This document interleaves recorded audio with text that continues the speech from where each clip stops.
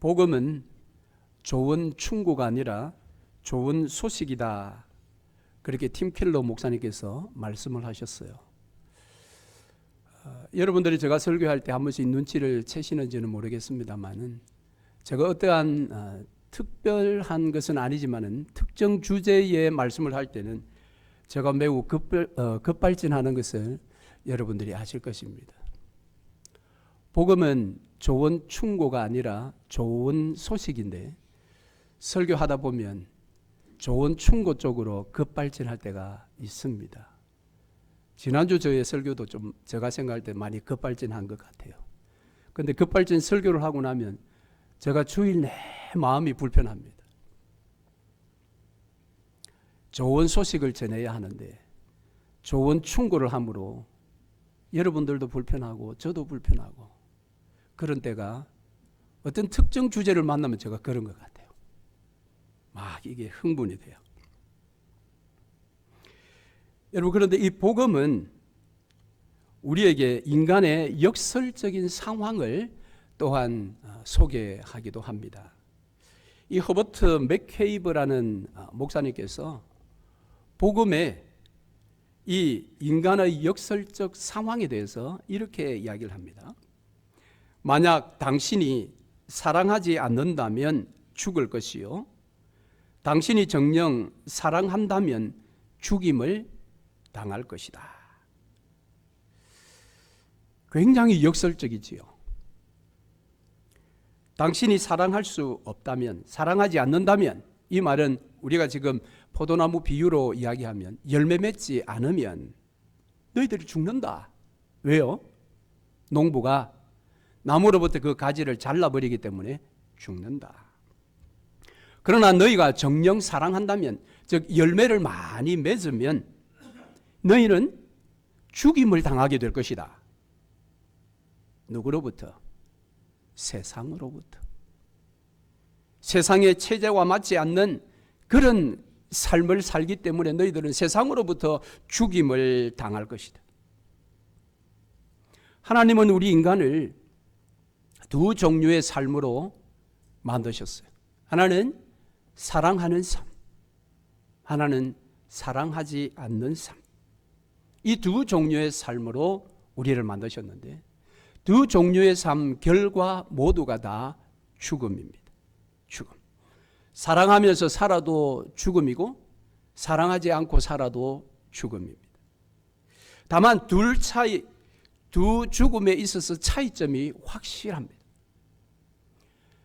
사랑하지 않아서 죽는 것은 영원한 죽음으로 지옥에 떨어지는 것이요, 사랑했음에도 불구하고 죽임을 당했을 때 그때는 비록 죽지만 그 죽음은 영원한 죽음이 아니라 천국에서의 영원한 삶으로 우리를 인도하는 것입니다. 여러분 어떻습니까? 여러분은 지금 저 맥케이버 목사님 말하는 전자의 삶을 살고 있습니까? 아니면 후자의 삶을 살고 있습니까? 세상은 전자의 삶을 사는 사람들에게 그들의 세운 기준을 가지고 그 기준에 속한 삶을 살라라고 우리를 강요합니다. 우리는 어릴 적부터 성장과 개발이라는 그런 미명하에 이 세상의 기준에 강요를 받으면서 어린 시절부터 치열하게 경쟁적인 삶에 뛰어듭니다. 그래서 좋은 성적이냐 나쁜 성적이냐, 잘난 자냐 못난 자냐, 좋은 대학이냐 나쁜 대학이냐, 좋은 직장이냐 좋지 못한 직장이냐, 심지어 신체적으로 큰 키냐 작은 키냐, 성인이 되면 큰 집이냐 작은 집이냐, 큰 차냐 작은 차냐. 여러분, 세상은 끊임없이 우리에게 이 기준을 들이밀면서 이 기준 가운데 한쪽에 속하기를 윽박지르고 있습니다. 그래서 세상의 모든 사람들은 이 기준의 강요에 따라서 그들은 세상에 보기 좋은 편에 속하기를 무진 애를 씁니다. 큰 집을 가지려고 무진 애를 쓰고, 큰 자동차를 타려고 무진 애를 쓰고. 여러분은 어떻습니까? 여러분에게는 혹시 이 세상의 기준이 여러분을 유혹하고 있지 않습니까? 오늘날은 심지어 더 나은 은퇴의 삶, 그런 것들이 세상의 기준으로서 우리의 삶에 강요로 다가오고 있습니다. 그러나 예수님은 세상의 기준이 아닌 다른 기준을 우리에게 제시하십니다. 그것은 사랑입니다. 사랑. 원래 인간은 사랑하며 사는 존재로 창조되어졌기 때문에 서로 사랑할 때만이 인간다운 삶을 살아낼 수가 있습니다. 그래서 예수님께서는 십자가 위에서 죄인들을 위해 당신의 몸을 바쳐 사랑하는 모습을 우리에게 보여주셨습니다. 그래서 내가 너희를 사랑한 것까지 너희도 서로 사랑하라, 그런 삶의 기준을 우리에게 제시해 주셨습니다. 그래서 우리가 세상이 우리에게 주는 그 기준이 아니라 예수께서 우리에게 주신 기준을 따라 산다면, 나는 지금 사랑하고 사느냐, 사랑하지 않고 사느냐, 이것을 날마다 물어야 하는 것입니다. 나는 건강하냐, 건강하지 않느냐, 그런 세상의 기준이 아니라 나는 사랑하느냐, 사랑하지 않느냐. 요한복음 15장에 그런 문맥에 의하면 나는 예수 안에 있느냐, 예수 밖에 있느냐. 예수 안에 있어야만 열매를 맺는 것이고, 예수 밖에 있으면 열매가 없는 것입니다. 여러분 어떻습니까? 여러분의 지난 한 주간 예수 안에 머무셨습니까? 예수 밖에 계셨습니까? 구약의 노아 홍수의 사건을 우리가 보면, 노아 홍수가 일어나기 전에는 모든 사람, 노아를 제외한 모든 사람들은 세상 기준에 따라 그들은 열심히 살았습니다. 누가 더 좋은 직장에 가느냐, 누가 더 좋은 배우자를 만나느냐, 누가 더 좋은 집을 짓느냐. 노아 당시의 모든 세상 사람들은 그 기준에 따라 죽도록 일했습니다. 그런데 노아만은 방주 안에 들어가기 위해서 하나님께서 말씀하신 방주를 지었습니다. 여러분, 노아 홍수가 일어났을 때에 어떻게 되었습니까? 노아 주변의 모든 사람들은 다 죽었습니다. 그들이 자신의 삶에 최선을 다해서 세상의 기준을 따라 그 세상에 보기에 좋은 한편에 속하기 위해서 그렇게 죽도록 노력했지만, 노아 홍수 심판이 임하는 날 큰 집에 사는 사람도, 큰 차를 탄 사람도, 건강한 사람도 다 죽었습니다.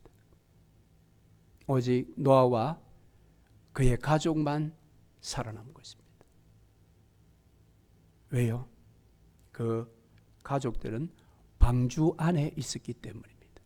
방주 밖에 있었던 사람들은 세상의 기준에 따라 세상 보기 좋은 편에 속해서 자랑스럽게 살았으나 모두가 다 죽었습니다. 오늘 우리도 마찬가지입니다.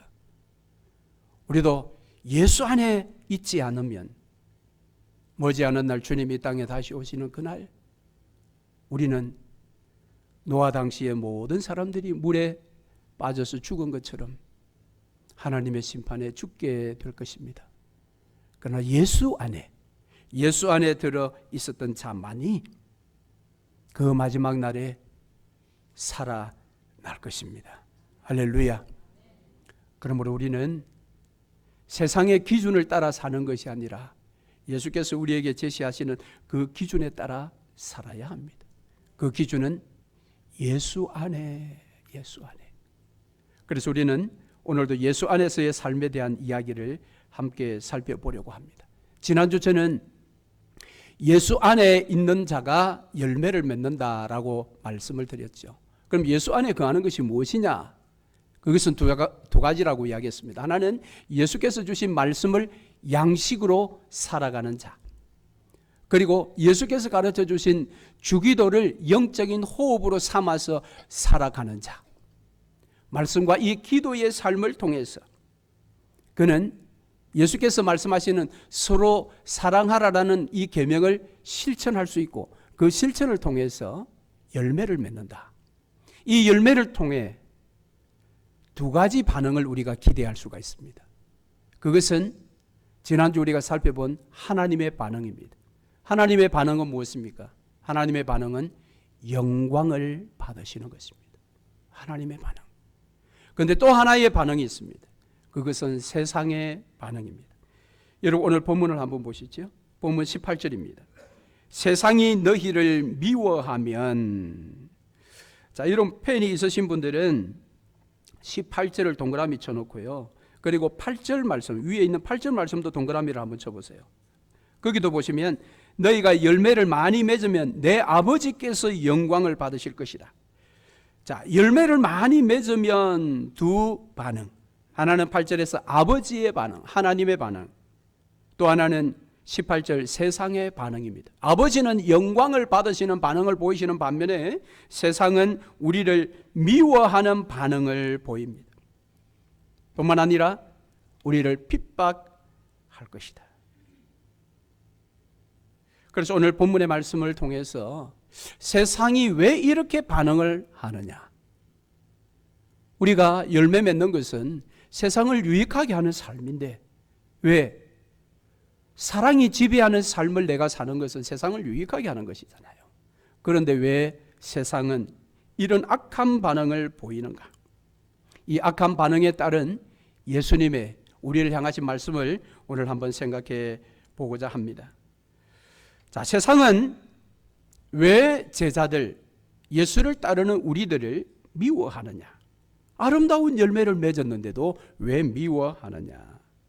오늘 본문 말씀에 보면 18절과 20절에 그들은 이미 예수를 미워했기 때문에 우리를 미워한다는 겁니다. 예수께서 말씀하실 때 주인이 나를 미워한 세상이 종인 너희들도 미워하게 될 것이다. 여러분, 세상이 왜 예수를 미워했습니까? 세상은 어두움입니다. 어두움은 빛과 함께 할 수가 없어요.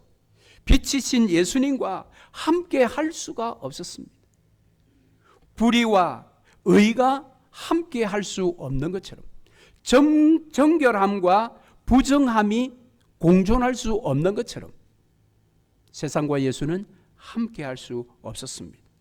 그래서 세상이 예수를 미워하고 그 예수가 낳은 제자들을 미워하고 예수를 따르는 오늘 저와 여러분을 미워하는 것에 대해서 요한 1서 3장 13절에 형제들아 세상이 너희를 미워하여도 이상히 여기지 말라 그랬습니다. 세상이 너희를 미워해도 이상히 여기지 말라. 이건 당연한 것이야. 예수께서 미움받고 예수께서 핍박받으셨기 때문에 예수를 따르는 저와 여러분에게도 미움과 핍박이 따르는 것을 여러분 기억하시기를 바랍니다. 두 번째는 19절에 이 제자들이 세상에 속하지 않기 때문이다 그랬습니다. 제자들이 왜 세상에 속해 있지 않습니까? 그들은 원래 세상에 있었습니다. 그런데 19절 말씀해 보니까 너희가 세상에 속하였으면 세상이 자기의 것을 사랑할 것이나 너희는 세상에 속한 자가 아니요 도리어 내가 너희를 세상에서 택하였기 때문에 세상이 너희를 미워한다. 세상에서 너희를 택했다 이 말은 더 쉽게 설명하면 세상에서 너희를 내가 뽑아내었기 때문에 그래서 더 이상 우리는 세상에 속한 자가 아닌 것이죠. 세상 편이 아니라는 겁니다. 그래서 우리는 미움을 받는 것입니다. 세상에서 미움을 받지 않는 성도는 세상이 착각하는 겁니다.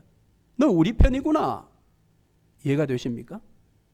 그러나 세상이 볼 때 너 우리 편이 아닌 것이 확실하구나. 미움과 핍박이 따르게 되어 있습니다. 요한 1서 4장 5절 이하의 말씀.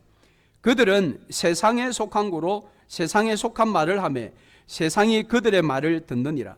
우리는 하나님께 속하였으니 하나님을 아는 자는 우리의 말을 듣고 하나님께 속하지 아니한 자는 우리의 말을 듣지 아니하나니 진리의 영과 미혹의 영을 이로써 아느니라.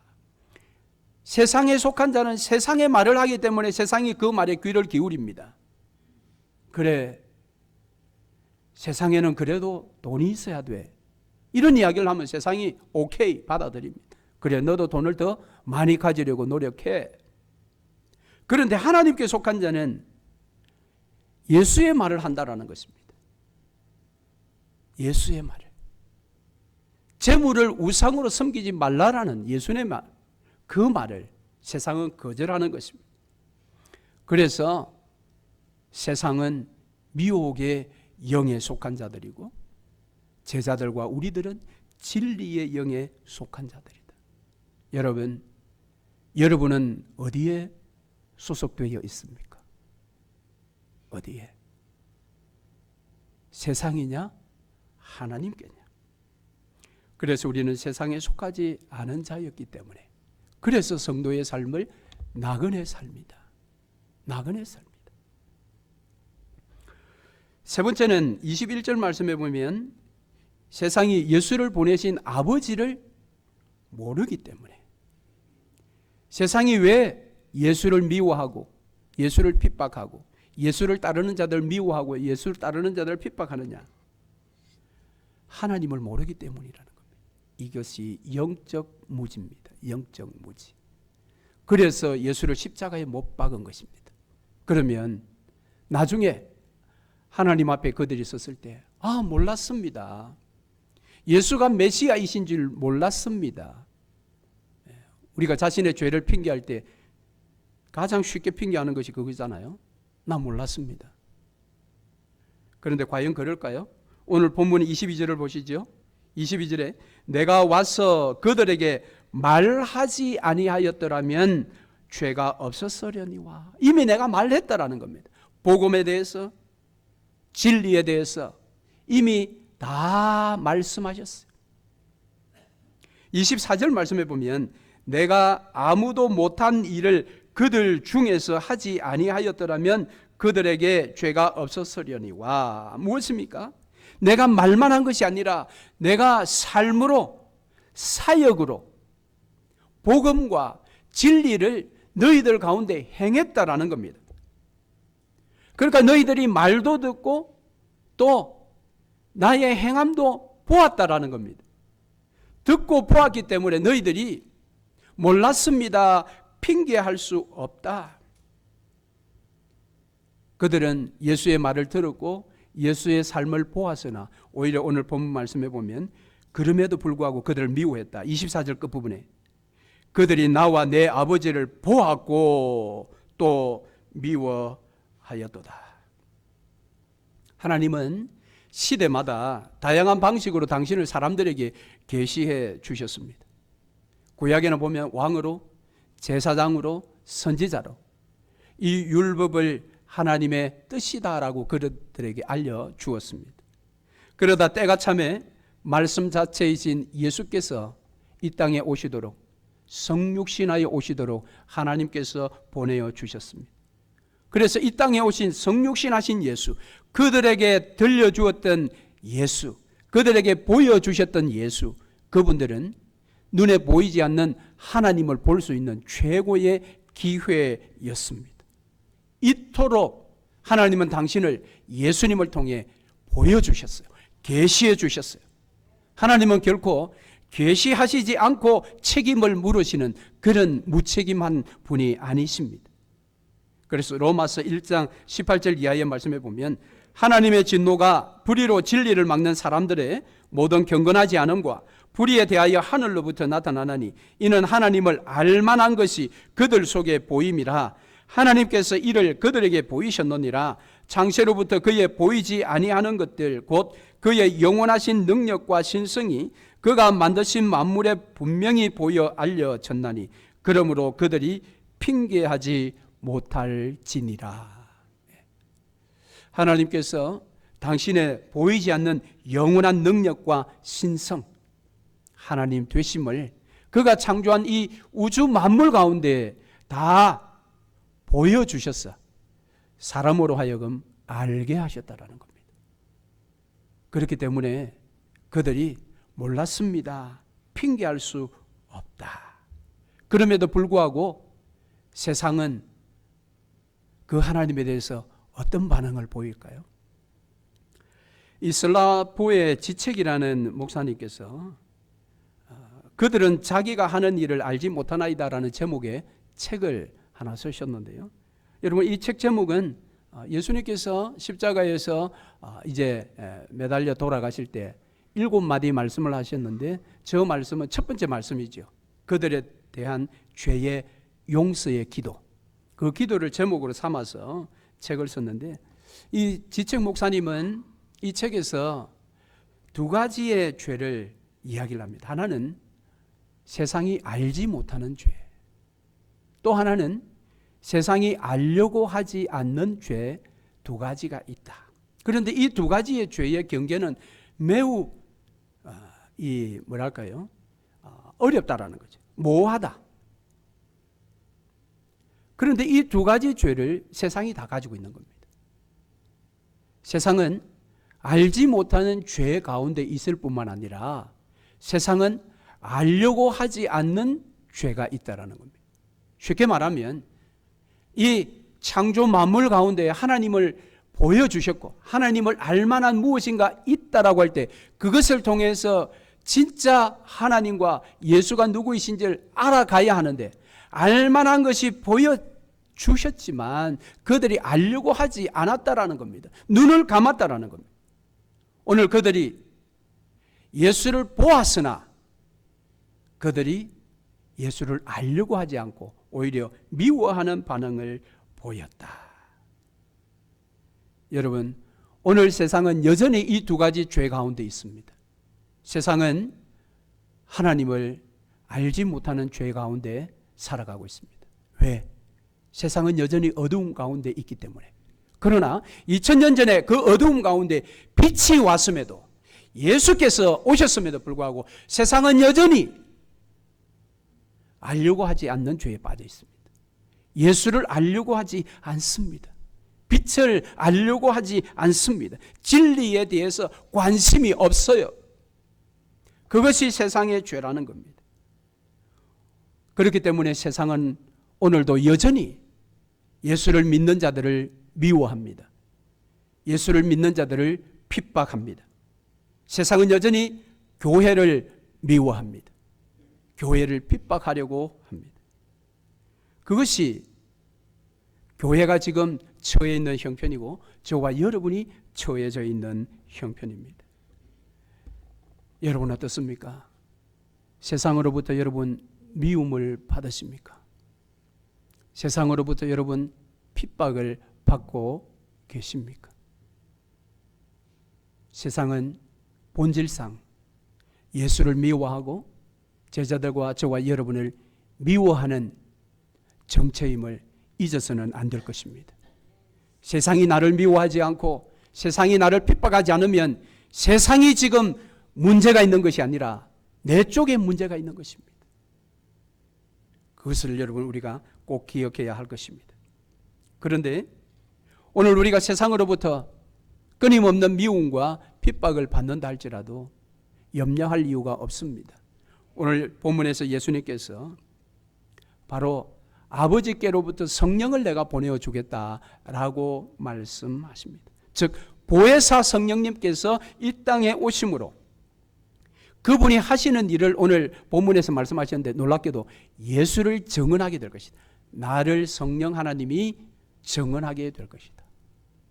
예수께서 이 땅에 오셔서 말씀하시고 그 말씀을 삶으로 보여주셨음에도 세상이 예수를 거절하고 예수를 미워했는데 이제는 성령 하나님께서 오셔서 예수를 다시 증언하실 것이라고 합니다. 예수께서 이 땅에 사역을 마감하시고 가신 이후에 성령 하나님께서 오셔서 그 일을 계속해서 행하실 것이다. 성령께서 이 정은의 사역을 감당할 때 너희들도 정은의 삶을 살 것이다. 그렇게 오늘 27절에서 이야기하고 있습니다. 27절 한번 보시죠. 너희도 처음부터 나와 함께 있었으므로 정은하느니라. 그래서 우리 성도의 삶은 미움을 받는 삶이요, 핍박을 받는 삶이면서도 우리는 계속해서 정은의 삶을 사는 자들입니다. 그것이 여러분 제자요, 그것이 그리스도인입니다. 여러분 어떻습니까? 예수 그리스도를 정은하는 삶을 살고 계십니까? 앞에서 제가 여러분은 예수를 정은하는 삶을 사느냐 전에 세상으로부터 미움을 받고 있느냐 물었습니다. 두 번째 질문은 예수를 정은하며 사십니까? 라는 겁니다.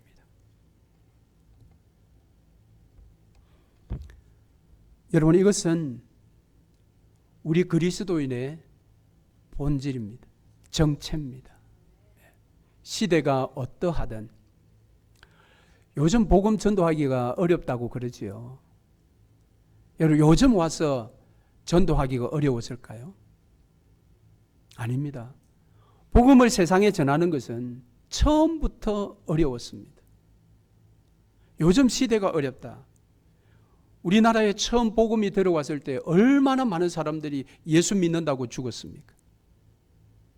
우리나라 그 천주교 로마 가톨릭의 그 역사를 보면 수없는 사람이 나라에 의해서 죽임을 당했습니다. 그때도 복음 전하는 것이 어려웠어요. 앞서 말씀드렸던 노아 시대는 그러면 쉬웠을까요? 노아 시대에도 어려웠습니다.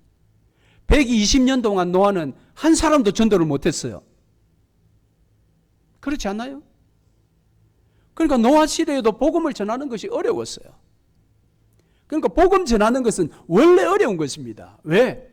세상은 어두움 그 자체니까. 세상은 어두움 그 자체니까. 그러니까 오늘 우리는 핑계치 못할 것입니다. 전하는 것이 너무 어렵습니다 라고 핑계할 수 없습니다. 성령 하나님께서 오늘도 복음을 정언하신다면 우리도 복음을 정언해야 합니다. 자, 그렇다면 이 힘들고 어려운 시절에 우리가 성령을 따라 함께 정인의 삶을 살아가면 예수님께서 오늘 본문에서 그러면 내가 너의 미래의 삶을 책임져 줄게. 너의 자식들 삶을 내가 책임져 줄게. 좀 이러면 어떻습니까? 얼마나 좋겠어요. 그런데 여러분 오늘 본문을 보시면 한번 보시죠. 2절 말씀. 사람들이 너희를 출교할 뿐 아니라 때가 이르면 물은 너희를 죽이는 자가 생각하기를 이것이 하나님을 섬기는 일이라 하리라. 이 말은 지금 교회 안에서 일어나는 일을 이야기를 하는 겁니다. 그러니까 오늘 우리가 세상 가운데서 예수를 전하는 삶을 살면 세상은 노아의 때도 우리나라 초대 때도 그리고 오늘 우리 시대에도 여전히 세상은 우리를 미워하고 핍박할 것입니다. 그런데 이 복음을 전하다 보면 심지어 마지막 날에 교회당 안에서 어떤 일이 일어나느냐? 너희를 출교할 것이다. 왜요? 진짜 복음을 전하니 가짜 교회가 그것을 하지 말라고 하는 거죠. 여러 가지 핑계를 대면서 그렇게 전하면 요즘 예수 안 믿어. 그렇게 전하면 안 돼. 이런 식으로 오히려 교회 안에서 방해가 일어난다는 겁니다. 왜 그렇습니까? 교회 안에 세상의 기준이 밀고 들어와서 그렇습니다. 그래서 너희가 순복음을 전하게 될 때 너희는 교회 안에서 출교당하게 될 거다. 아니, 교회 안에서 너희들이 죽을지도 몰라라는 겁니다. 너희들이 죽이는 자가 나타났을 때 너희들을 죽여놓고 우리가 하나님이 일을 했다라고 말할 것이다. 2절 끝부분에 그렇지 않습니까? 이것이 하나님을 섬기는 일이다.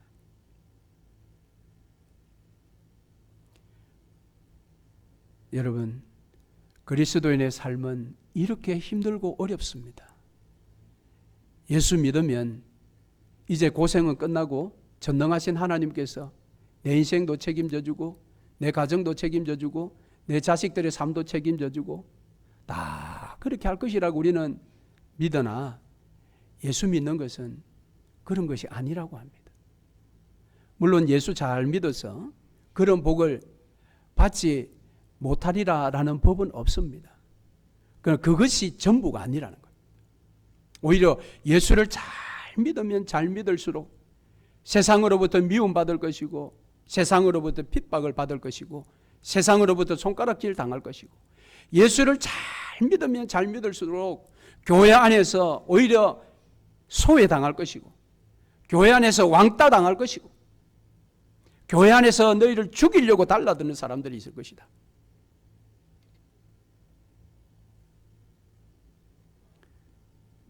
여러분 얼마나 어렵습니까? 예수 믿는 것이. 그래서 예수 믿는 것은 우리 힘으로 살 수가 없는 거지요. 그래서 성령 하나님께서 우리에게 오셨고 우리를 위하여 탄식하며 기도하고 계시는 것입니다. 그러나 여러분 이것이 끝이 아닙니다. 이것이 끝이 아니에요. 우리의 끝은 무엇입니까?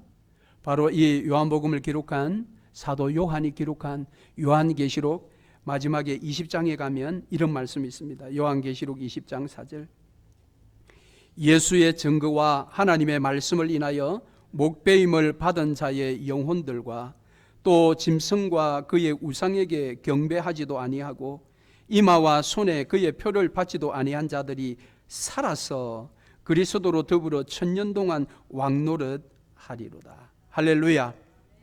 그렇습니다. 우리가 미움받고 핍박받고 교회 안에서 출교당하고 교회 안에서 순교당할 때 그것으로 끝이 아니라 살아서 그리스도와 더불어 천년 동안 왕노릇 하리라. 할렐루야. 여러분 이런 삶을 사모하십니까? 이런 삶을 우리가 사모해야 돼요. 이 세상이 우리에게 강요하고 있는 그 기준, 이 세상에서 남들보다 더 누리려고 하는 그것이 성공한 삶이라고 우리에게 들이밀고 강요하는 그 기준의 유혹에 넘어가서 세상 사람들과 똑같이 생각하고 똑같이 행동하고 그런 삶이 아니라 이 땅에서는 미움받는 길, 핍박받는 길, 순교의 길을 걷기로 결단하고 힘드나 그 길을 걸을 때에 머지않은 날 주님이 땅에 다시 오실 그날에 그리스도와 함께 천년 동안 영원토록 내가 왕노릇 하리라. 그 꿈을 꾸는 자, 그 자가 바로 참 열매를 많이 맺는 그리스도인인 것을 여러분 기억하시기를 바랍니다. 말씀을 맺겠습니다. 오늘 우리는 본문 말씀을 통해 세상이 도대체 어떤 곳인가라는 것을 우리가 어느 정도 알았습니다. 그러나 이것보다 더 중요한 것은 우리가 누구인가라는 것입니다. 오늘 본문을 통해 우리가 누구인가를 알아야 합니다. 즉 그리스도인은 누구냐. 오늘 본문의 말씀을 통해 제가 한 6가지를 정리해 보았습니다. 첫 번째는 세상에 속하지 않은 사람입니다. 그리스도인은. 두 번째는 예수께서 세상에서 가려서 뽑아낸 자들입니다. 즉 소속이 하나님께 되어 있는 사람. 세 번째는 예수의 이름을 믿는 사람입니다. 네 번째는 세상의 기준대로 살지 않고 하나님의 기준으로 사는 사람입니다. 다섯 번째는 예수 그리스도의 증인입니다. 여섯 번째는 이 모든 일로 세상의 미움과 핍박을 받는 사람입니다. 여러분 여기 6사람, 여러분은 여기에 몇 부분에 해당이 되십니까? 우리 그리스도인은 오늘 본문에서만 말하는 사람은 이와 같은 6측면의 사람이어야 합니다. 세상의 기준대로 살지 않고 하나님의 기준대로 사느냐. 요즘 한국도 그렇고 미국도 그렇고 제가 보니까요, 최고의 관심이 뭐냐면 노후 대책입니다. 노후 대책. 소위 말하는 우리 386 세대. 우리 386 세대는 사실은 노후 대책을 못한 세대입니다. 386 세대. 이 지금 50대 중반부터 60대 중반 정도까지 이 10년간의 사람들은 노후 대책을 하지 못하고 지금 노후를 맞이하고 있는 사람들입니다.